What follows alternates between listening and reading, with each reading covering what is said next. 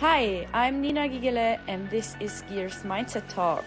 I'm here to interview and talk with athletes, pros, mentor coaches, entrepreneurs, and many more who relate to skiing. Together, we want to improve our mindset in skiing and also in business life. Wow, that's the first ever Skiers Mindset podcast live with Jan Hudec. I feel honored. Thanks, Nina. That's amazing. You're here in my beautiful little chalet Hitli called on 1,060 meters. I can barely breathe. It's so high. It only took a year, right? To organize. Yeah. I mean, you know, it's all about quality. That's true. So better be slow, but quality. We are sitting here on a beautiful couch. You're currently racing in Pittstal. Yes. Training. Not racing anymore, luckily. Thank goodness. What are you doing in Pittstal?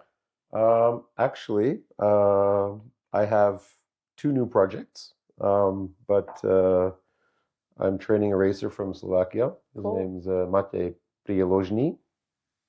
And it's actually an interesting case. I don't like normal cases.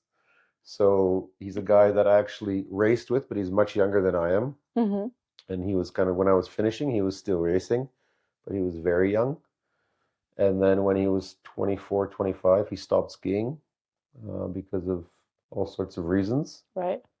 And he was always a talented skier, but then 2 years of literally no skiing, doing business and going into the business world, and realized, you know what, maybe skiing wasn't so bad after all. So he called me up in the spring and he said, hey, listen, I want to go to the Olympics. Can you coach me? I was like, are you serious? Wow. He's like, yes, I am. And I have to say, he worked his butt off and trained like crazy, got back into shape because he was like A shape. Now he's in shape. And I have to say, I'm pretty proud of him, and he got really focused, and it's a huge challenge, as you know. Like, one thing is coming back from injury, one thing is guys like Hirscher or now Vaughn, but like people who've had success to come back from retirement or to come back from a break is one thing, and it's already challenging. But he wasn't famous yet, and he wasn't a champion yet. And to come back after 2 years of literally no skiing is a huge challenge for us, but it's like a challenge that I think we're both excited to tackle. Mm-hmm. Wow, that's amazing. And so, I mean, that's apparently a huge trend, right? To kind of come back. Apparently. What do you think makes them so motivated to do that again? Do you think there is a pattern? You know what? That's a really good question, because I don't have that motivation, and I think most of it is to do obviously with my physical side, which is my second project, which is the Ski Mojo, which we can talk about later. But enabling old guys with knee pain to ski. So I don't have this crazy passion to come back, or when I watch the guys now, it's more like I stand and watch Kitzbühel or any of the races. The women's races, I just watch it in awe of what they're able to do on the skis, the angles that they can get, because I just can't get there anymore. And as soon as you're out of it, you realize how amazing it was to be in that zone. So to see these guys at that age come back, first of all, I'm in awe that they're in such good shape, and huge respect to that. But I think at the end of the day, it's maybe other life is boring. Maybe skiing is just too exciting and it's too hard to let go. I think it's such a good sport. Yeah, it is, right? Yeah. I mean, that's why we're sitting here. We connected through skiing. Ideally, it was Kitzbühel when we first met. So yeah, skiing is a fabulous sport. So I think it's inspiring that they come back and kind of set up that entire process again, because it takes a lot to kind of compete. Looking at Marcel Hirscher, it was fabulous how he skied, right? Totally. I mean, I knew he was going to be pretty good, because I don't think he's the type of person that would come back unless he was really, really fit and really believed that he could do something special. So it's like, for me, it's fun to watch, and it's inspiring, and it's also like a challenge for the younger racers, that it's not like just easy, you know. Oh, the old guys are retiring now, I can just swoop in there and take their place. But now it's challenging the top, who's at the top now, and it's even challenging the younger ones who are looking up to these racers to race with them. I think it's going to be really inspiring, and I think it's going to be good for the sport. Do you think those young ones, like, it's challenging for them now, or do you think it changed in terms of you didn't need to have such good quality anymore to be like in the World Cup? That's a good question. I think there's a lot of different opinions about that.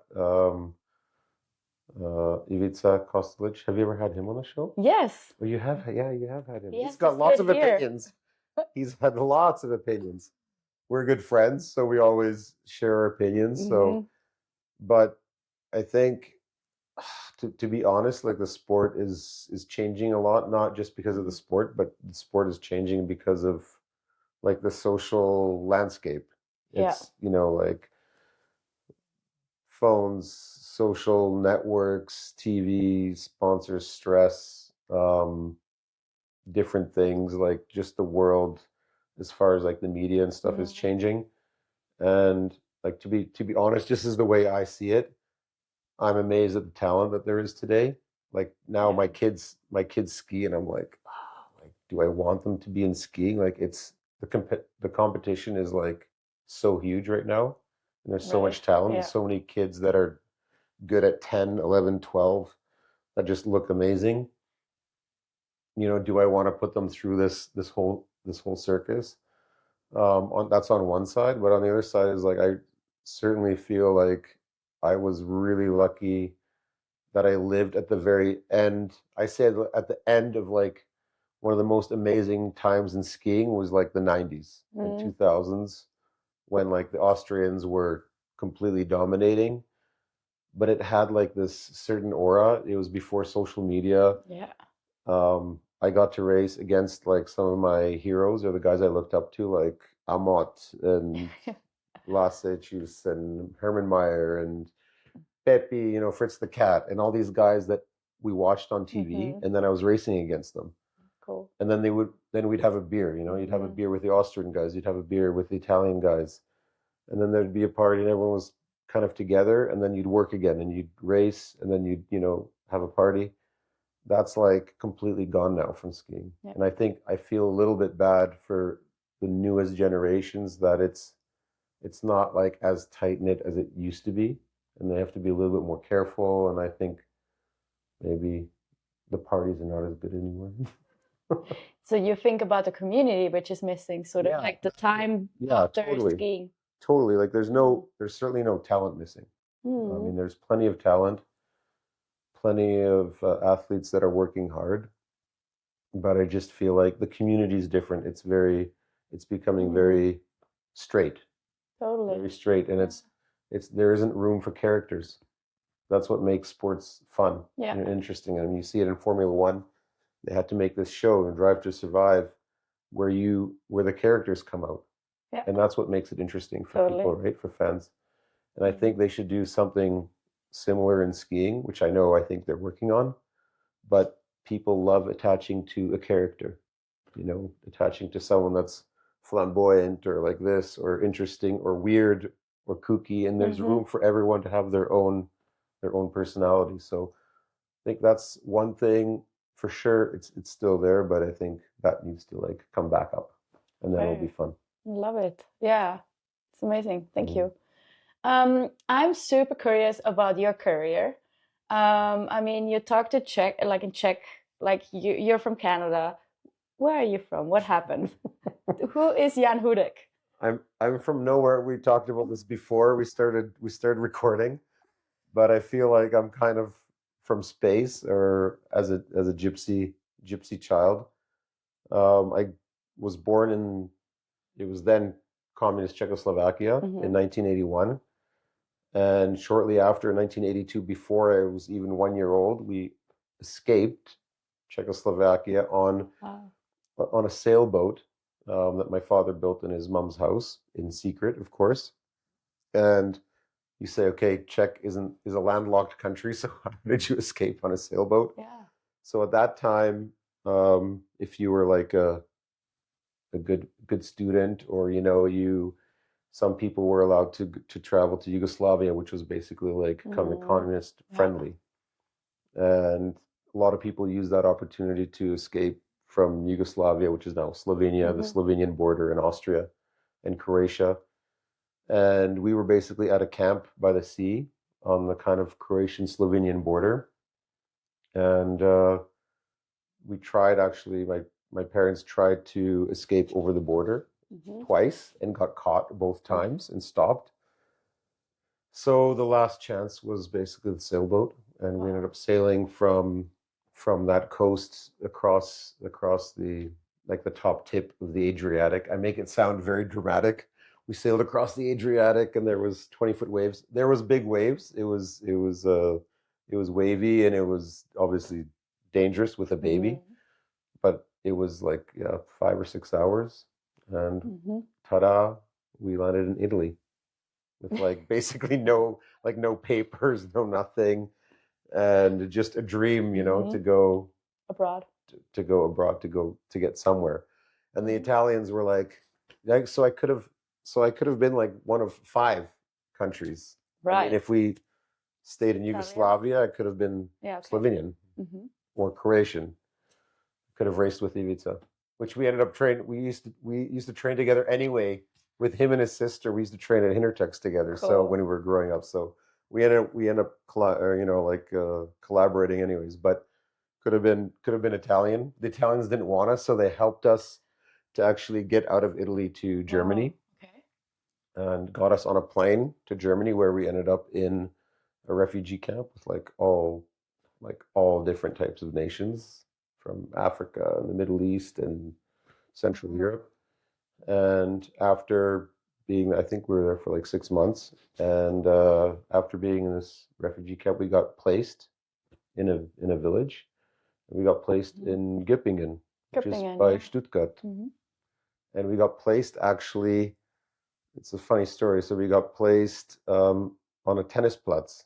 There was so my father was like working in the kitchen at this tennis platz. My mom was cleaning, and we were like living in a little room in the back of this tennis platz. And I started playing tennis when I was 2 and 3 years old. And when I was 4 or 5, my father literally thought I was going to be a tennis player. So nice, love it. There's some really funny story. I love tennis too. So my dad, that was at the time of, this is way before your time, you're too young to remember this, but this was like the heyday of tennis, of like Boris Becker and John McEnroe and like Ivan Lendl, which was the Czech guy. So my dad had this crazy idea that he was going to basically show me to Ivan Lendl that I'm so good at tennis at 4 years old, that we're going to drive to the Roland. We drove to the Roland Garros. Really? In our little Volkswagen Beetle. We drove to France with plans to like show me to Ivan Lendl. I don't know where he was going with this. We ended up going to Roland Garros. Wow. Had some nosebleed tickets, watched from like 200 meters, watched the ball go back and forth for a couple hours, and left, and never saw Ivan Lendl. And then shortly after, we actually ended up immigrating to Canada, and tennis wasn't really a big sport there. So we stopped playing tennis and continued the skiing. And my first ski race was actually in Austria. Wow. So before we left, in 87, we immigrated. And in spring of 87, just before we actually left, I had my first ski race in Nesselwengle. It's like in Fernpass, So hilarious. So super fun. Good memories, So I went to kindergarten in Germany. That's why I say ich habe Kindergarten Deutsch. Yeah. Because sounds I do. Perfect. Yeah, it sounds perfect, but then I don't know how to say anything else. I know a few words, obviously, but it was that was kind of the end of our European. So I could have been German, we could have been Austrian, it could have been whatever, but we ended up settling in Canada. And then luckily enough in Calgary and then in Banff, in a really cool ski town. Super So cool. that just ended up being my reality, and that was it. And there you kind of like, how did you get into the ski racing there? Because I mean, So there, my father was the Czech champion, although in skiing, in downhill, and Czechoslovak champion because it was Czechoslovakia back then. Unfortunately, it wasn't like one of the communist sports, like hockey, gymnastics, the classic athletics, the classic kind of sports that communists love to compete in. Yeah. And so he wasn't allowed to travel, like the skiers weren't allowed to like travel abroad for races. Okay. So he was like the Czech champion. Nobody knows how good he could have been. So I just got his genes, and his mom was a ski racer as well. She skied. So my grandma was a ski racer as well. So huge background in skiing. Yeah, totally. And my mom was a cross country skier, but she had to be converted to downhill. So she had to she was the one that was dragging me around the hill, going up the T-bars. And my father, so when we were in Germany, my dad actually coached a regional German team. Okay, cool. So coached some juniors, some kids. And for me, they were like huge. They were these big superstars. So I was just like a little kid, and I would follow them around and thinking that they were the coolest kids in the world, and that's how it started. How come that you chose Canada? Do you know that? We joke that my dad wanted to be a lumberjack because he just saw stories of Canada, grizzly bears, huge forests, and so I think it was either the U.S. or Canada, but we ended up in Canada. We had a bunch of friends that were in Calgary already, like Czech people who immigrated earlier, because we had to have sponsors. So these Czech families sponsored us to come over, and we couldn't just like show up and ta-da, so we wouldn't live, like off the social system and stuff. Right. And we arrived in Calgary and had a great community there. And then the first job my dad got, well, besides cleaning houses, both my mom and dad, his first job was a ski coach, and became the head coach of a ski club in Red Deer. It's like north of Calgary. No mountains, no nothing. It's another funny story, but we don't have time for all this stuff. So you have to come back. I have to come back. Yeah. But Red Deer is like one of the flattest places on earth. It's a cool place, but it's actually, so we skied in a river valley. Wow, really? Yeah. Okay. So it's like the prairies. It's just flat, and then all of a sudden you go down and you ski into the hole of the river, into the canyon. It's called Canyon Ski Area. Wow. So that's where you got your speed from. Yeah. Yeah, totally. Okay, that's interesting. That's amazing. And then so you kind of kept racing, or what was like that final like race, or what was the step to get actual to the World Cup? The final, I don't remember the actual kind of like final step, but I think for me, like the initial step in my heart was basically skiing in Nikiska. And we were there. Actually, we weren't even skiing. Shortly after we arrived in Canada in '87, we had the Olympics in '88, and we went to watch. We had another Czech family that was there. Their son was forerunning the downhill. Oh wow! So again, like this kid, he was like 18 or 19. I thought he was like the greatest champion of. Who cares about Tomba and all the other guys that are at the Olympics in Calgary? This friend of ours, their son, was just so cool to me. Cool. And we went to watch him. He foreran, and then we watched the racers go by in the downhill. And it was just a moment where I was like, I just kind of like felt it, It's like, this is my life. It wasn't even, like a one day I'm going to be like this. It became like that moment, it became like my reality. And then I just never let it go. Wow. What was, did you just got straight into speed, or? No. My dad, thankfully, actually, my dad was, even though he was a downhiller and he was built like a downhiller, his nickname in Czech was the bear. And now I'm the panda, so it kind of runs in the family. But he actually, I have to say, like he was an incredible coach. Like now, like looking back, he was a really good coach. Even the kids that he was coaching and stuff often like remembered that about him. But he had really, which I hope that I kind of like inherited from him, but he has really like, he had an amazing, oh man, now I'm losing my English words.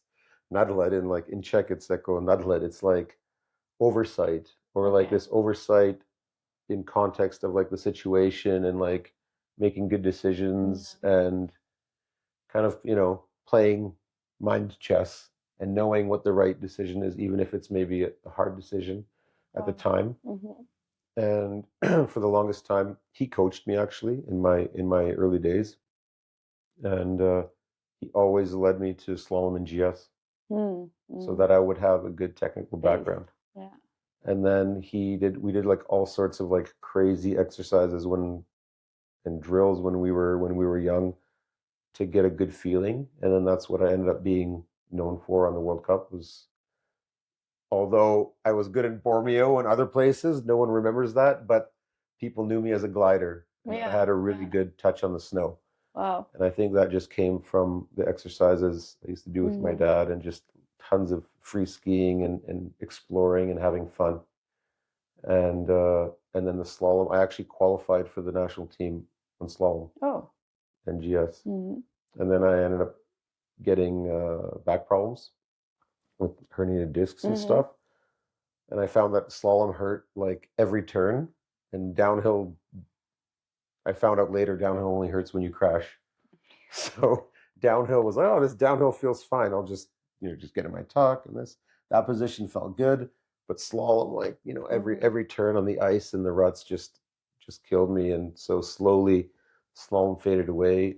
Even the GS then ended up fading away. And like to this day, one thing that not that I regret, but I really wanted to like be a GS skier too. But it just physically, it just kind of, I missed that boat a little bit, and ended up being a speed skier. Super nice.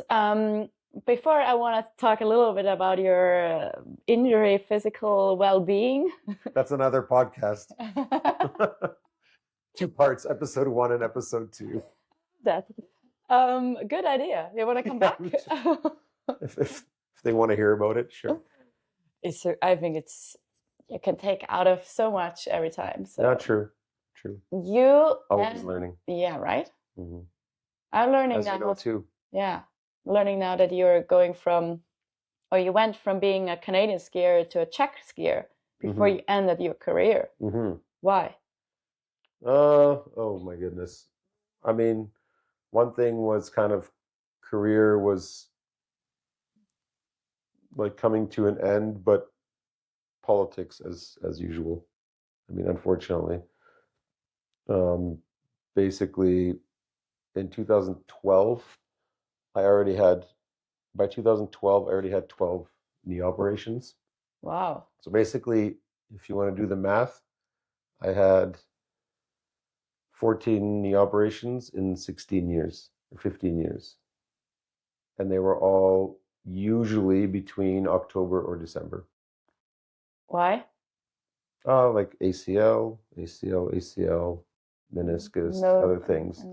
So like 4 like ACL injuries, 4 big ones. Which age? Like what age were you in? Well, every year, almost. And then so you it was like from 21 or 22 was the first one. And then how can you even plus like shoulders and stuff. I'm not even counting like shoulders and hands and this kind of thing, but I count that as like byproducts of different crashes. But like the major stuff that kept me like on the sidelines, that was tough. So like the guys on the team used to joke that I have the best record for actual like amount of like races skied for my results, but it ended up being just, I don't know, it just ended up being almost like a part of my life. I was like, oh my God, another, why, but let's get up and try it again. What was the mental, I was just about to say, you had so many injuries, but you're like, oh, let's get up and do it again. Why do you, because a lot of people struggle, right? They will never do that. For sure. What was it, like an inner, was it somebody else, or? It's a lot of stuff, but I think now looking back, obviously, when we look back, things become very clear. I used to always remember there was a famous musician who had an album. He came out with an album. It was called Sing or Die, No Plan B. And this is probably like the best way to paraphrase it. It's like, and this is why you have all these cliches, like, oh, do what you love, do what you're passionate about. Yeah. It's a very simple way to put it, and it sounds cliche sometimes, but the only way like to be really successful is to do something that you're so passionate about that you can overcome like the crazy shit that happens. Can I say that word? Yeah. Bisschen Scheiße. Little Scheiße. Kleine Scheiße. Sometimes große Scheiße. Sorry. But it is, Yeah. and the only way you can overcome that stuff is if you're doing something that is driving you and that gives you the faith that you're in your zone, that you're in your space, in the space that you're supposed to be in. Because otherwise it will just eat you alive. And I'm not saying it's easy, even if you're in your zone and you're passionate. It's not like it's like easy to come back from injuries, but it's certainly like probably one of the main ingredients that you need. Otherwise you just can't. Was that also the reason why you kind of did that swap to ski for Czech? Just because you had a passion? Yes. Because then when did you also finish racing? So I finished last race was basically the Olympics in Pyeongchang in Korea. But the switch from Canada came in 2012. I had like one of my best seasons ever, but I had like so much knee pain. I couldn't walk upstairs. I couldn't do anything. I still on the slopes with like painkillers and stuff like that. I was okay, but it was really becoming challenging. And I was in this big group of racers with 8 athletes. We had one physical trainer that we trained with in the summer. And it basically got to the point where, like, kind of, sorry, we don't know what to do with you anymore. We don't have like a separate program for you, or like, I guess, well, you can't do squats. I guess, skiing isn't for you anymore. That was kind of, I'm obviously paraphrasing and simplifying the situation, but that's kind of the direction it was going. And I still believed, and that was before Sochi, that was before my Olympic medal, and I still believe that it was my destiny to have success at the Olympics. I honestly believe that. And like Vancouver, I didn't at home because it was like literally my first race back after an ACL the year before at World Championships, where Johnny Kuchera won. And it was just like Torino, I didn't go because my ACL. The Olympics before we didn't go because they thought Eric Gay and I were too young. So then I was like, oh my gosh, like I thought this was my destiny. I'm running out of options. God, where are you? And then everything started coming together. So in 2012, I actually switched. I was a crazy time in my life where I was like, sing or die, no plan B. Ski or die, no plan B. So my mom was like hounding me, what are you going to do after skiing? You need to start preparing for like, people keep asking me why you're skiing still. He's coming back from surgery again. Why doesn't he just stop? I don't like answering all these questions. I was like, okay. So I started thinking about business and ways to like start making a nest egg for after I retire. And I ended up getting into business while I was still competing. And it was not a good idea. I learned a lot, but it was not the best idea. But I changed my focus because I just felt like a total outsider. I ended up actually, after being indirectly kind of threatened, like if you leave the team, we're not supporting you. This is for fitness training, like in the summer. It's not like I'm leaving the team for whatever. I actually ended up switching trainers completely, went to a completely different facility that all the other guys were going. Ended up changing my life completely. The trainer basically said, okay, what's our goal? Okay, you're going to get an Olympic medal. And this was like, I couldn't walk, I couldn't jump on my right leg at all. I couldn't put any weight on it. I was like, he's like, you're gonna gain. Okay, we're gonna train. You're gonna eat. You're gonna gain about 5 to 10 kilos, but you'll be the fastest you've ever been and the strongest. Wow. I was like, I looked at him and I like literally looked at him. I was like, dude, I don't think you know like how bad my knee is. He's like, no, just trust me. I was like, okay, fine. Wow. And it was like a friend of mine who I used to ski race with. Robin Bauer was the assistant coach there, and then Paul Balsam was the guy who owned the gym, a British guy who used to like coach like track and field and bobsleigh and stuff. And like to this day, it was a crazy story because he actually changed my life. And I came back and I was like, because before I was trying to get skinny so my legs wouldn't hurt, like so my knees wouldn't hurt. Skinny. The guys are gonna laugh at me. I was never skinny. But I was like 91 kilos, which for me is insanely skinny. It's not skinny. But then my average weight was usually 96 to 100 kilos.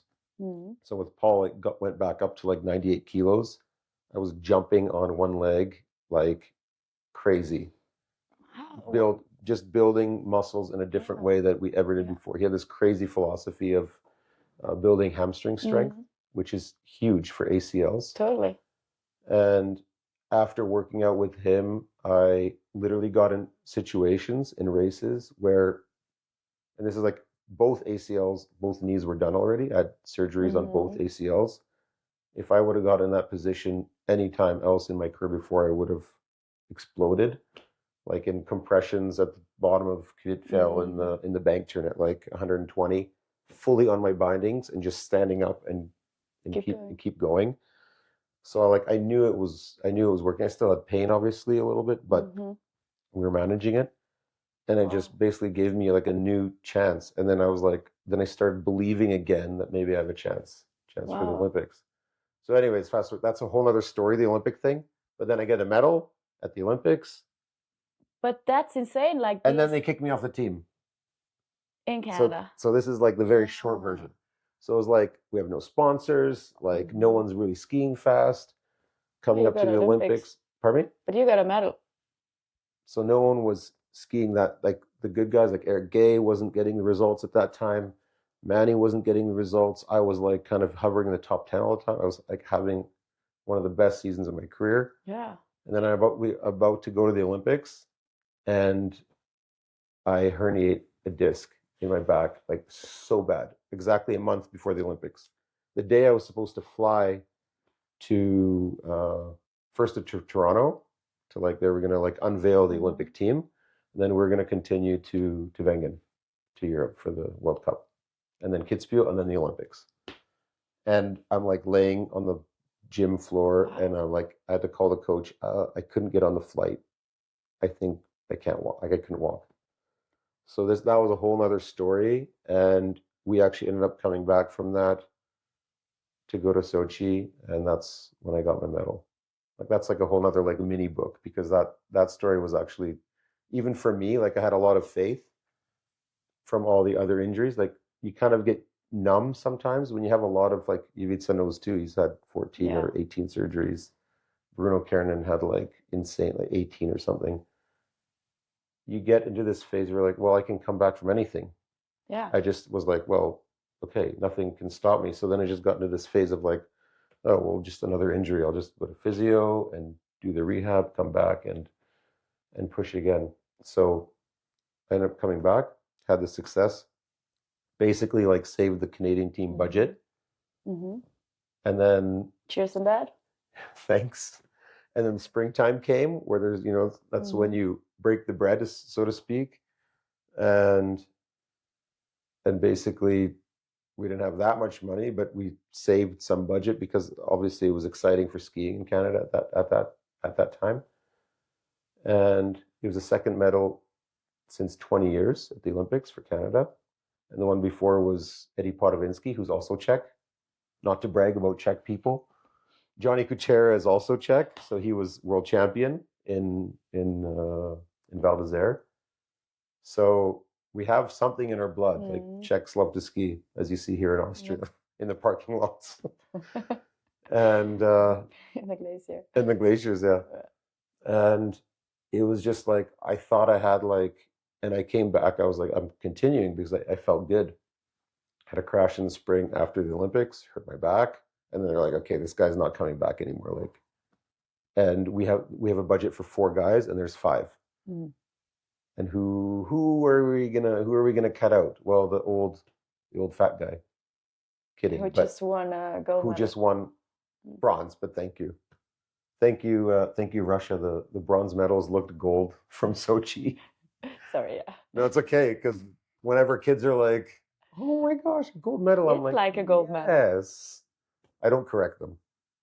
Very important. It's like you won a medal. But at that time, of course, it felt like a victory for me, right? Mm-hmm. Because of the journey. It's all in context. So then I was like a little bit, they didn't like kick me off, like, oh, you're kicked off. They basically said, look, we don't have money for the whole team. And all the other guys switched to head. And I basically stayed by myself on Rosie. So all of a sudden, like, I need my own serviceman. I need this, need this, need this.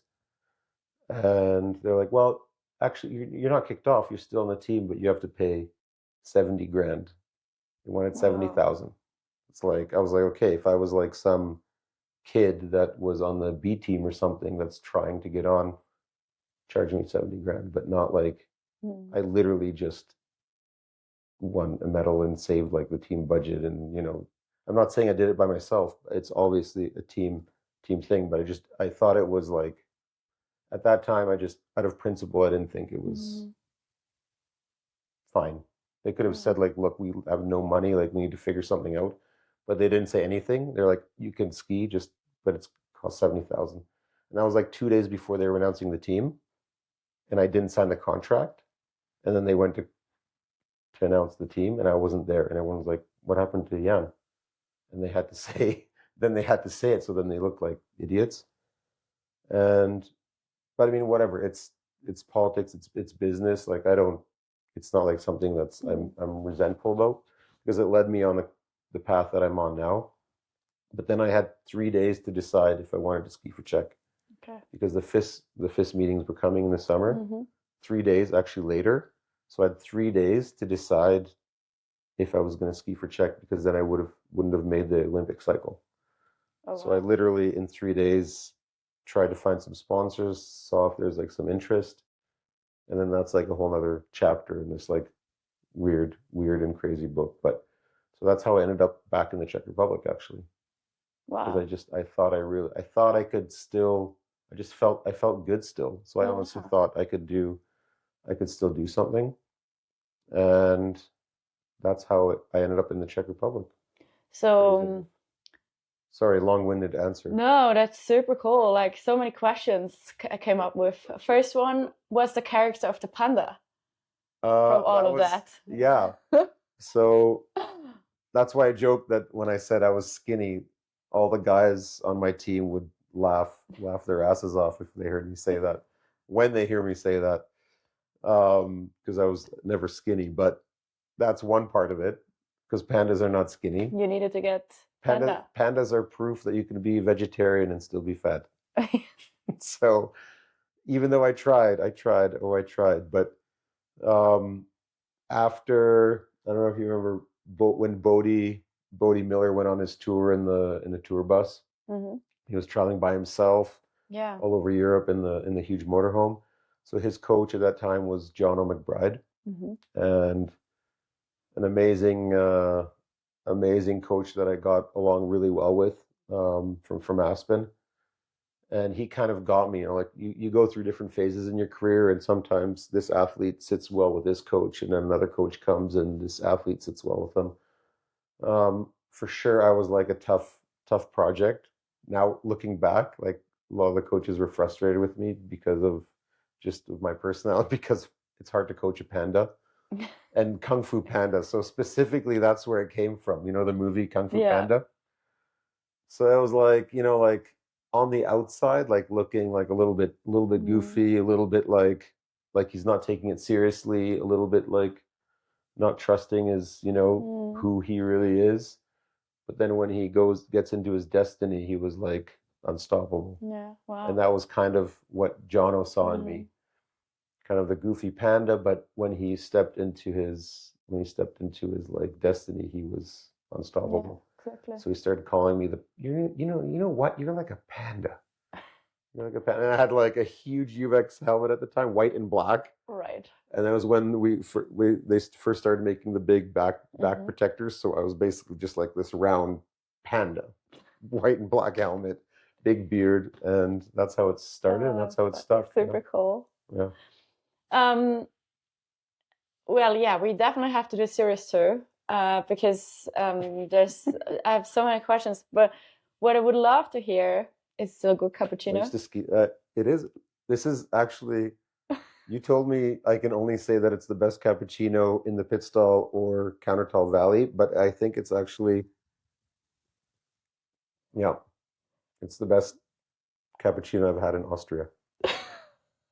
That's high words. Ooh, high maintenance. It's really good. What kind of machine do you have? Handmade. Was it a handmade? grinding the beans all afternoon. Exactly. No, it's actually really good. I skied like this sometimes. Right? That's when I wasn't fast, I skied like this. Like Hannes Schneider. Yeah, exactly. I would love to hear, like, it's so inspiring. Like, you kind of changed the team. I want to go back before you got your gold medal. You kind of like seemed, okay, I have so many bad injuries. I'm not fit medal to get the gold medal. Which was bronze. It's okay. Thank you.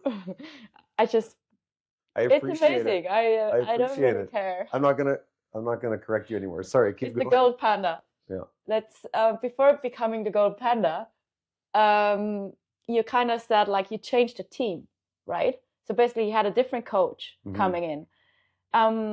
But off snow only. Still, but that's inspiring. Like, was it? He just better connected to you? Was it more the communication and like? It was a funny way it started. So, it was the main coach, and then his assistant was a guy that I used to ski race with. Oh. And he used to not bully me, but we joked after. But we were on the regional team together, and he was like 20, and I was 15, and they would treat us like crap, you know, like we were the young kids, and like we were zero, we were nobodies. And then like 15 years later, he's like calling me, you got to come here. I got to coach you. You're going to get strong. You're going to come back. Like, you have to come back. But they wouldn't allow me. The team wouldn't allow me. So he started actually chirping our fitness coach online. And they started like it was like an online, like a mini online feud between fitness coaches. And so they didn't really like each other. He was frustrated that so he just kept saying like, come train with us. And through Robin Bauer, I met Paul Balsam, the owner, the guy who told me I was like going to be jumping around like a bunny, and I was like, oh, I seriously like laughed when I was like, okay, like I've come back from a lot, but like you have no idea, like I'm in rough shape. And he's like, yeah, it's all good. And that's kind of how it started. So actually, and this is a good lesson, and this is like for maybe a lot of people, but for me, one of the biggest lessons, this is again the Kung Fu Panda comes back.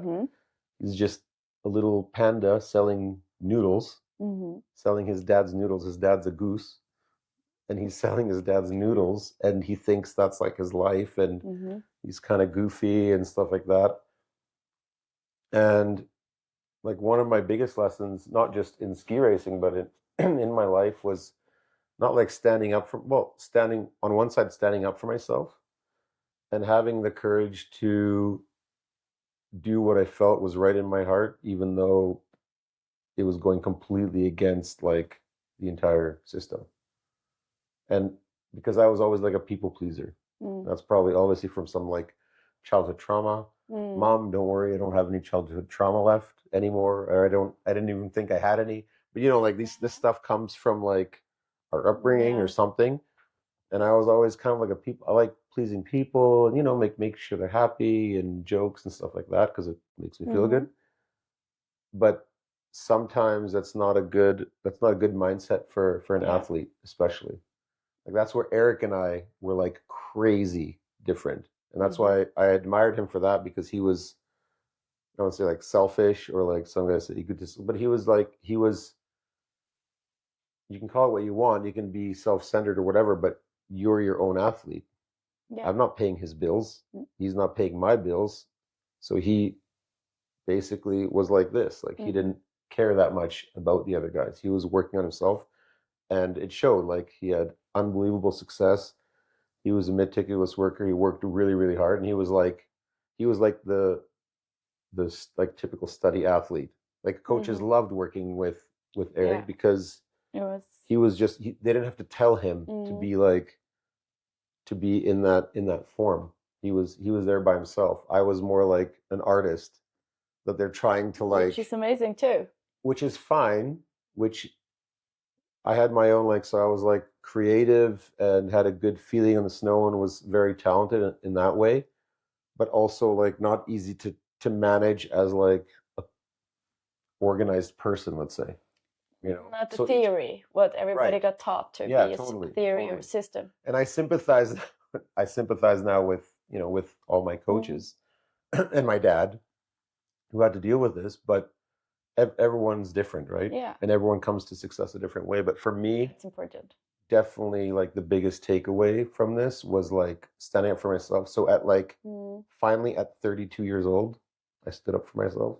Not like that I didn't before, but at 32, I literally thought that they were going to like kick me off the team or like basically stop supporting me before the Olympics. This was like 2012, that if I go to a different trainer, that they're just going to stop supporting me. Then I had to basically break out of that mold, out of that fear. It's a fear tactic. And I broke out of the fear and was like, okay, well, this is my body, my choice. Yeah. Totally. Basically, you know, like, okay, my body, my choice. And I was like, look, I know what's good for me. Plus, you guys said you can't really help me anymore. I'm washed up. So I just went for it. They were, you know, it's a great metaphor for life. People spit and yell and say stuff, but nothing happens. The world doesn't stop. The sun keeps coming up. People get over it. And okay, you hurt someone's feelings for 3 seconds. Yeah. But you did the thing that was right for you. And that was, I think, my biggest lesson that I learned. And it opened, every time you step into one of those, like you step through the fear into like something like that, it opens like a huge door in your life for whatever comes next. And that's whatever came next was that. That's inspiring. Yeah. Thanks for sharing. Those are the skiers' mindsets, you know. Those are the special takeaways because I think, it doesn't really matter when you realize it, but it's super essential that you realize it and that you kind of trust yourself. And like you say, for 1 second, it might be not the right for the others, but it's right for you, and that's super important. Totally. To be successful. Totally. And your heart leads you the right way. Right? It's good. And amazing. You need a great team around it, for sure. Otherwise, it's not. It's like MotoGP or Formula One. Like it's in business the same. Totally. You need to have a good team, employees, or whatever. Thank you so much. That was really inspiring. We're definitely going to do series 2. One last question. How did it feel to sit here without wearing shoes? Show me your socks. It felt completely normal because my mother raised me right. Thanks, Mom. I always take my shoes off when I come to someone's home, even if it's a studio. Thank you so much. Thanks, Neil. It was really enjoyed it. Thanks. Thank you. We keep talking. You're the rock and roll guy, no? That age. Fuck yeah. That's true. Stuff. But I'm like more like a hang loose. I'm still a panda. Yeah, you're a panda. That's right. And everyone in the band is like rock and roll, and I'm like hang loose. Hang loose. I can't wait to listen to your rock and roll hang loose in Kitzbühel again. Yeah. Wednesdays with Sophie and Ivica and Constance and you and Kids Legends Night. Be there or be square. As exactly. They say. Get your ticket right now. Right. Good spot. Sophie's gonna be stoked. I have one thing you have to do. A learning on the right hand side here behind you. That's the book I wrote, and you're gonna read it. I am. Is it in German? Or English. You can get it in both. I'm taking it off. More drama. Oh, English. It's like, just in case, inside the Alberg. English. Just This to is be beautiful. sure. You wrote this? Yeah, it's yours. See, you learned get something. Okay, can we do a podcast where I ask you questions? Yeah, we can do that. I'd love to. Now you know everything about me. I'm gonna do. Okay, we'll do like a reverse. No, they do that. You know, like the Instagram takeover. Oh yeah, send it. So we're gonna do the skier's mindset takeover, where I ask the questions around here. Oof, we're gonna have a lot of series coming up. Okay, this is really cool. There's a lot of good history in here. History. This is where great guides. I made it in COVID. No way. Yeah, produced in Austria. Let's check this for the camera. Hang on. What's What coming? the heck? Yeah, there it is. That is, how cool is that? Okay, I actually can't wait to read this. Yeah, I'm looking forward for you to read it. Personal piece of Arlberg with Nina Gigele. Giggling. Giggling. Nina Gigele giggling. Thank you so much. Cool. Nina, thank you so much. You too. This is awesome. Good to have you. Ciao, ciao. Ciao, ciao. Au revoir. Au revoir.